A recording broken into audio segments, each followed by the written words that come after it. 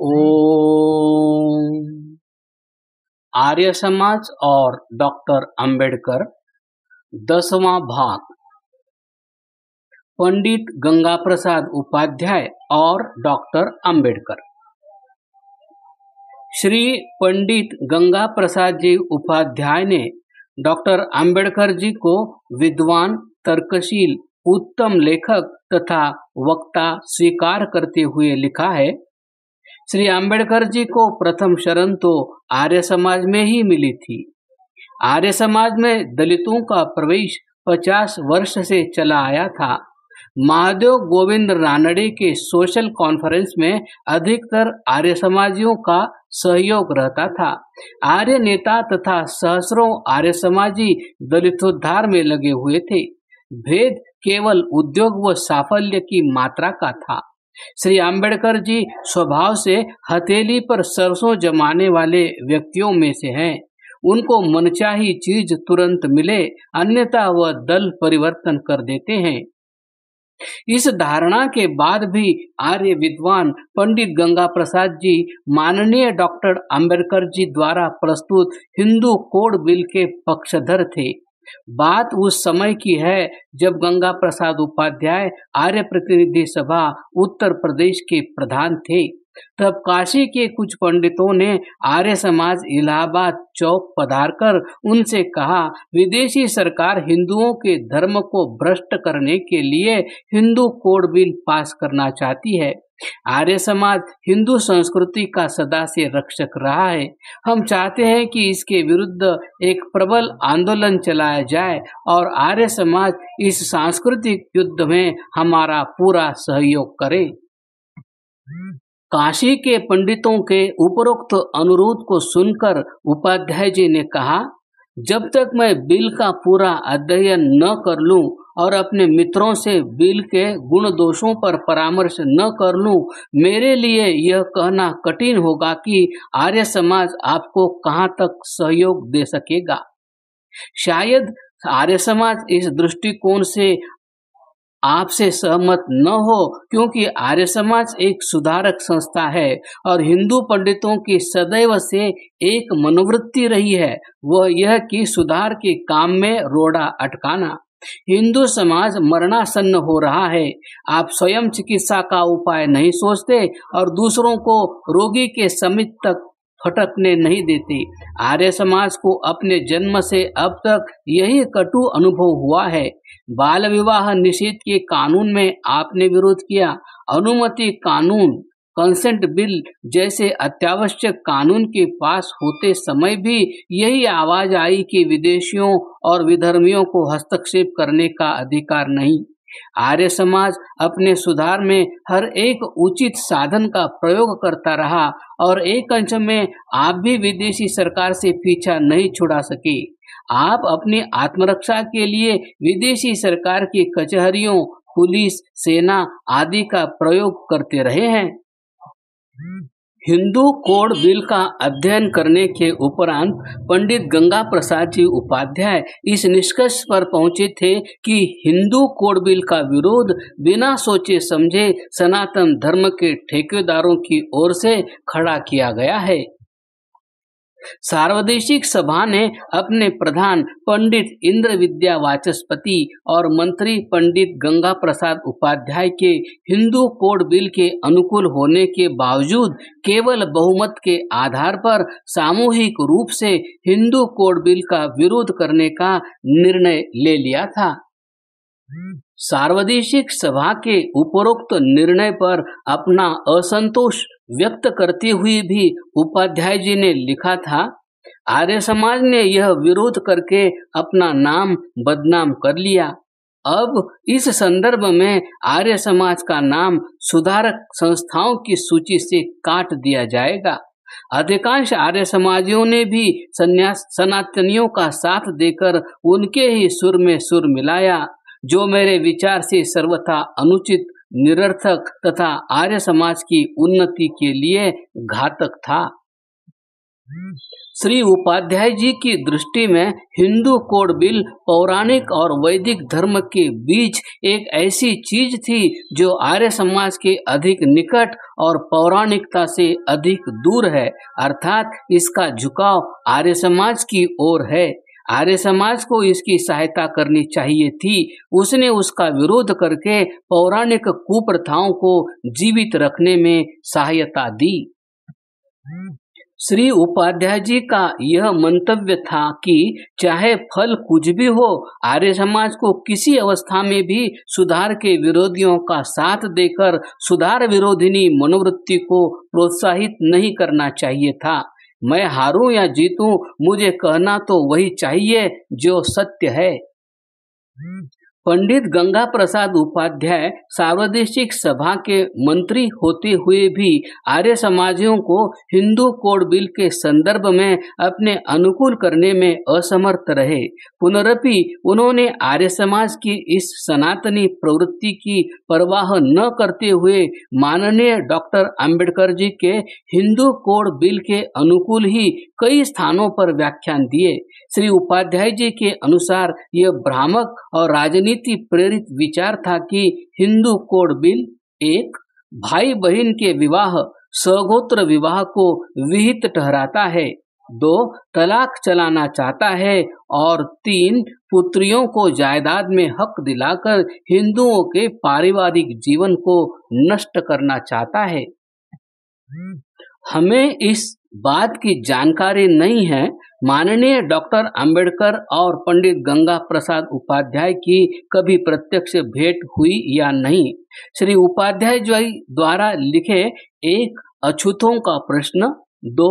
हिंदू जाति का भयंकर भ्रम, 3. दलित जातियां और नया प्रश्न, 4. हिंदुओं का हिंदुओं के साथ अन्याय, 5. डॉक्टर अंबेडकर की धमकी आदि समसामयिक प्रचारार्थ लिखी गई लघु पुस्तिकाओं से संभवतः इन सब बातों पर और अधिक प्रकाश पड़े। हिंदू कोड बिल के संदर्भ में श्री उपाध्याय जी ने बड़ी तीव्रता से यह अनुभव किया था कि सनातनी मनोवृत्ति आर्य समाज में प्रविष्ट हो चुकी है। इस मनोवृत्ति को सन 1928 में ही डॉक्टर अंबेडकर जी ने ताड़ लिया था और अपने एक लेख में लिखा था कि आज आर्य समाज को सनातन धर्म ने निगल लिया है। पंडित लक्ष्मीदत्त दीक्षित और doctor Ambedkar. Hindu code bill के संदर्भ में आर्य जगत के एक शिरोमणि विद्वान पंडित लक्ष्मीदत्त जी दीक्षित अर्थात स्वामी विद्यानंद जी सरस्वती डॉक्टर अंबेडकर जी के संपर्क में आए थे। उनकी माननीय डॉक्टर अंबेडकर जी से 4 मुलाकात हुई थी। श्री लक्ष्मीदत्त जी उस समय दिल्ली के दरियागंज क्षेत्र में रहते थे, तो डॉक्टर अंबेडकर जी की कोठी तिलक मार्ग पर थी। जब पंडित दीक्षित जी की डॉक्टर अंबेडकर जी से सर्वप्रथम भेंट हुई, तब माननीय डॉक्टर महोदय ने स्पष्ट किया, मेरा इस बात पर कोई आग्रह नहीं है कि हिंदू समाज की एक आचार संहिता हो। द्वितीय भेंट में माननीय डॉक्टर अंबेडकर जी ने पंडित दीक्षित जी से कहा, सनातन धर्मियों के विरोध की मुझे चिंता नहीं, क्योंकि वे तो सदा से हर अच्छी बात का विरोध करते आए हैं और 6 महीने से अधिक उनका विरोध चलता नहीं। आर्य समाज से बात करने के लिए मैं हर समय तैयार हूँ, क्योंकि सब बातों में उससे सहमत न होते हुए भी मैं इतना तो मानता ही हूँ कि उसकी बात बुद्धिपूर्वक होती है। तीसरी बार जब पंडित लक्ष्मीदत्त जी डॉक्टर अंबेडकर जी से मिलने गए, तो वे उन्हें एक बड़े कमरे में ले गए, जहां दूर दूर तक मेजों पर बड़ी बड़ी पुस्तकें फैली हुई थी और अनेक विद्वान, जिनमें 1-2 सन्यासी भी थे, उनका अध्ययन कर रहे थे। माननीय डॉक्टर अंबेडकर ने बतलाया कि जो लोग हिंदू कोड बिल को हिंदू धर्म का विरोधी कहते हैं, उनके सामने मैं इसकी एक एक धारा के लिए हिंदू शास्त्रों के 10-10 प्रमाण प्रस्तुत करूंगा। श्री दीक्षित जी के अनुसार डॉक्टर अंबेडकर के लिए ऐसा करना कुछ कठिन नहीं था। पंडित लक्ष्मी दत्त जी ने हिंदू कोड बिल के संबंध में देश भर के उच्च कोटि के 500 हिंदू विद्वानों और धार्मिक, सामाजिक व राजनीतिक नेताओं को एक परिपत्र भेजा था, जो कि जवाबी पोस्ट कार्ड के रूप में था, जिसमें उन्होंने लिखा था, हिंदू कोड बिल के संबंध में 3 प्रकार के मत है। 1, उसके एक एक अक्षर का विरोध किया जाए। 2, उसके एक एक अक्षर का समर्थन किया जाए। 3, उस पर विचार करके उसमें जो अच्छी बातें हैं उनका समर्थन और जो अनुचित हो उनका विरोध किया जाए। साथ में संलग्न जवाबी कार्ड में तीनों मत उद्धृत कर विद्वानों से कहा गया कि जिससे सहमत है उसे छोड़कर शेष दोनों को काट दे और अपने हस्ताक्षर करके लौटा दे। 500 में से लगभग 300 व्यक्तियों ने उत्तर भेजे। उनमें से केवल एक केंद्रीय मंत्री श्री नरहर विष्णु गाडगिल ने बिल के एक एक अक्षर का समर्थन किए जाने के पक्ष में अपना मत दिया, तो तत्कालीन हिंदू महासभा के नेता श्री नारायण भास्कर खरे ने इसके एक एक अक्षर का विरोध किए जाने के पक्ष में अपनी सम्मति दी। शेष सब ने विचारोपरांत उचित बातों का समर्थन करने तथा अनुचित का विरोध करने के पक्ष में अपना मत दिया। पंडित लक्ष्मी दत्त जी ने उक्त समस्त विवरण डॉक्टर अंबेडकर जी को भेज दिया। संभवतः दिसंबर 1949 में हिंदू कोड बिल लोकसभा में प्रस्तुत किया गया। उस दिन लोकसभा की दर्शक दीर्घा खचाखच भरी हुई थी। श्री दीक्षित जी को उस दिन लोकसभा के उपाध्यक्ष श्री अनंत शयनम अयंगर के प्रियजनों के लिए सुरक्षित कक्ष में स्थान मिल गया था। डॉक्टर अंबेडकर जी ने पंडित लक्ष्मी दत्त के द्वारा संकलित उक्त विवरण हिंदुस्तान टाइम्स को यथास्थान प्रकाशनार्थ दे दिया। जिस दिन हिंदू कोड बिल लोकसभा में प्रस्तुत हुआ, ठीक उसी दिन वह विवरण हिंदुस्तान टाइम्स में प्रकाशित हुआ। समाचार पत्र का तीसरा पृष्ठ पंडित लक्ष्मी दत्त जी के वक्तव्य से भरा पड़ा था। इस प्रकार विद्वानों के मत संकलन और उसके प्रकाशन प्रसारण के सिलसिले में श्री लक्ष्मी दत्त जी की डॉक्टर अंबेडकर जी से चौथी मुलाकात हुई थी। पंडित ब्रह्मदत्त जिज्ञासु जी का परामर्श। सार्वदेशिक आर्य महासम्मेलन का 7वां अधिवेशन 27 अक्टूबर से 10 नवंबर 1951 तक ऋषि निर्वाण के अवसर पर मेरठ नगर में आयोजित किया गया था। उसका स्वरूप क्या हो, इस विषय पर पंडित ब्रह्मदत्त जी जिज्ञासु ने वेदवाणी मासिक वर्ष 4 अंक 1 में विस्तृत लेख लिखा था, जिसमें श्री जिज्ञासु जी ने डॉक्टर अंबेडकर द्वारा प्रस्तुत हिंदू कोड बिल पर अपनी राय आर्य समाज को प्रस्तुत करने का आग्रह करते हुए लिखा था। हिंदू कोड बिल पर आर्य समाज ने कोई स्पष्ट घोषणा नहीं की। अब तो यह विचारार्थ उपस्थित भी हो रहा है। मेरे विचार में इस विषय में अवश्य ही निश्चित घोषणा करनी चाहिए।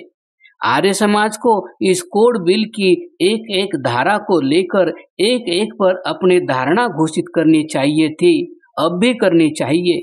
जितना अंश ग्राह्य हो उस पर ग्राह्यता की मोहर लगावे। यदि उसमें कुछ परिवर्तन व परिवर्धन की आवश्यकता हो तो भी एक बार इस विषय में निश्चित रूप निर्धारित कर उसकी घोषणा करनी उचित है, घसड़ पसड़ ठीक नहीं। हिंदू कोड बिल पर अपना विचार निसंकोच स्पष्ट देवे।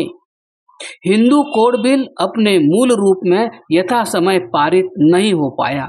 1956 में वह बिल संशोधित रूप में आया और 2 हिस्सों में बंटकर हिंदू मैरिज एक्ट अर्थात हिंदू विवाह अधिनियम और हिंदू सक्सेशन एक्ट अर्थात उत्तराधिकार अधिनियम के नाम से पास हो गया क्रमशः।